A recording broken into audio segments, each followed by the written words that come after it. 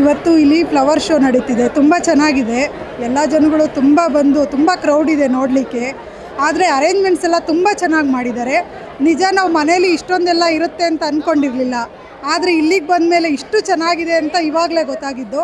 ನಮ್ಮ ಮಕ್ಕಳನ್ನೆಲ್ಲ ಕರ್ಕೊಂಬಂದಿದ್ವಿ. ತುಂಬ ಎಂಜಾಯ್ ಮಾಡ್ತಾ ಇದ್ದಾರೆ. ಹಳೆ ಕಾಲದ ವಸ್ತುಗಳು ನಮಗೂ ಸ್ವಲ್ಪ ಪರಿಚಯ ಇತ್ತು. ಆದರೆ ನಮ್ಮ ಮಕ್ಕಳಿಗೆ ಅದರ ಪರಿಚಯನೇ ಇರಲಿಲ್ಲ.